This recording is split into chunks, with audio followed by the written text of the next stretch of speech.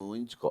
ఎందుకంటే నాది చాలా నా లాంగ్వేజ్ చాలా వరస్ట్‌గా ఉంటది. అంటే ఇసొంటోని మీద. హ్మ్. కాబట్టి నేనేం అన్నా అనేది మీరు ఊహించుకో. మీకు ఎడిటింగ్ లేకుండా హ్మ్. చెప్తున్నా ఇది. హ్మ్.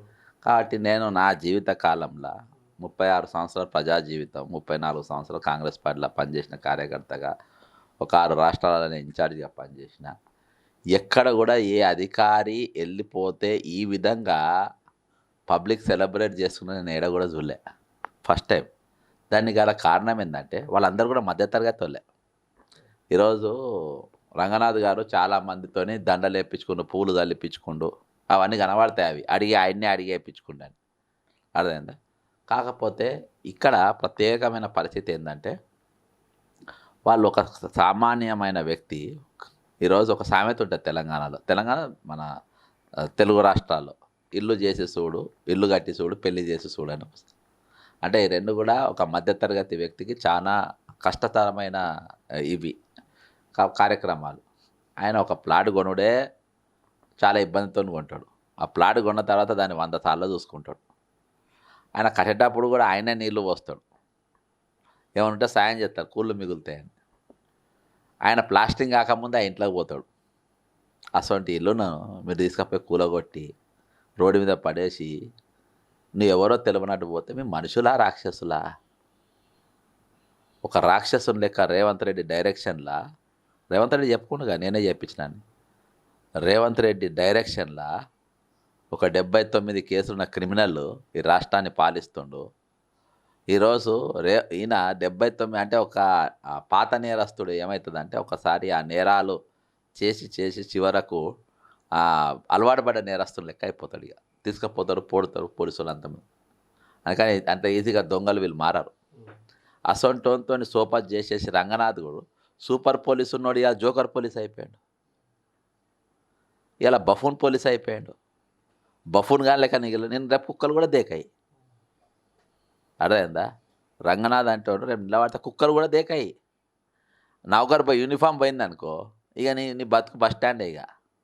పబ్లిక్ ప్లేస్‌లలో ఏడ తిరగద్దు. కాబట్టి ఈరోజు అంత బాధాకరమైన పరిస్థితి ఉన్నది. ఎందుకంటే డే 1కెళ్ళి వాళ్ళ బాధ చూసినా, వాళ్ళ కష్టం చూసినా, ఈరోజు రెవెన్యూ చట్టం ఏం చెప్పింది, ఇరిగేషన్ చట్టం ఏం చెప్పింది, ఆ చట్టాలేవి కూడా చూడకుండా హైడ్రా నియామకమే చట్టవిరుద్ధం. హైడ్రా నియామకం పైన అసెంబ్లీలో చర్చ జరగలేదు. ప్రతిపక్షం పూర్తిగా విఫలమైపోయింది ఇందులో. దీన్ని తప్పెవరు అంటే నేను స్వయంగా కేటీఆర్ గారిని స్వయంగా కలిసిన. ఏ చట్ట ప్రకారము ఇది వ్యతిరేకం అనేది ఆయనకు నేను చూపించిన. చూపిస్తే ఆయన దీనిపైన మాట్లాడడంలో పూర్తిగా విఫలమైపోయింది. దీనిపైన కనీసం నోరు కూడా ఎత్తలే. అర్థమైందా? ఆయన కలిసిన 1 to 1 అన్ని వివరాలన్నీ ఏ టు జెడ్ ఇచ్చిన. ఇచ్చి జీవో కాపీలు ఇచ్చినప్పటికీ ఆయన దీనిపైన మాట్లాడకుండా, అసెంబ్లీలో దీని పాయింట్ ఎత్తకుండా, ఈరోజు వాళ్ళకు ఫేవర్‌గా పోయేటట్టుగా ఈ కార్యక్రమాలన్నీ ఇన్ని రోజులు ఇంత నష్టం జరగనికి. ఎందుకంటే ఒక కామన్ మ్యాన్ ఇల్లు కూలగొట్టే హక్కు వీళ్ళకి లేదు. ఒక కామన్ మ్యాన్ ఇల్లు ముట్టుకునే హక్కు వీళ్ళకి లేదు. కాబట్టి వీళ్ళు చట్ట వ్యతిరేకంగా పనిచేసిరన్న దానికి ఇగో నేను ఈ జీవో చూపెడతాను ఒకసారి చూడండి.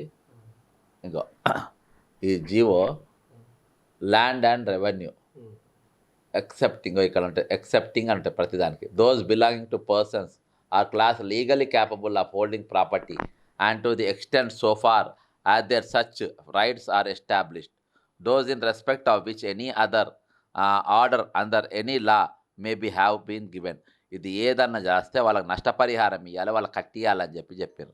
ఇది the Telangana land revenue act 1317 ప్రకారం తెలంగాణ వచ్చినాక మన అమెండ్మెంట్ చేసుకున్నది. ఇంకోటి ఇది తెలంగాణ ఇరిగేషన్ యాక్ట్ 1357. ఇందులో కూడా చాలా స్పష్టంగా చెప్పింది ఏంటంటే the patta for the bed land of tank level shall not be granted not the existing occupancy. ఎవరైనా ఆల్రెడీ అక్కడ ఉన్న rights continued where the tank is utilised at water reservoir under a canal or channel. ఏమైనా అక్కడ ఉన్నదని తెలిస్తే ఇది provided ఇక్కడ ఉన్నది ప్రొవైడెడ్ ద కంపన్సేషన్ అనే పదం ఉంటుంది. Compensation in case of acquired occupancy right. ఇది అర్థమైందా? ఇవన్నీ నేను ఎవరికి ఇచ్చినా కలిసి కేటీఆర్ గారికి ఇచ్చిన. ఇగో కేటీఆర్ గారికి వివరించి ఈ డాక్యుమెంట్ అంతా కూడా నేను ఇచ్చి సార్ జర మీరు మాట్లాడండి అని చెప్పిన. ఎవరు మాట్లాడలే. ఎందుకు అనుకోవచ్చు? సిండికేట్ కదా అబ్బా, అంత ఒకటే కదా, అంత దొంగలు కదా. ఇక రంగనాథ్ గారి ఇల్లు మ్యాప్లో ఉండని ఇక నేను నిరూపించింది ఇక్కడ. రంగనాథ్ ఇల్లు కూడా ఇగో ఇదే మ్యాప్, ఆ దిక్కుమాలిన మ్యాప్ అని చెప్పి ఆయన చెప్పిండు, మళ్ళీ ఇదే మ్యాప్స్ పెట్టుకుండు.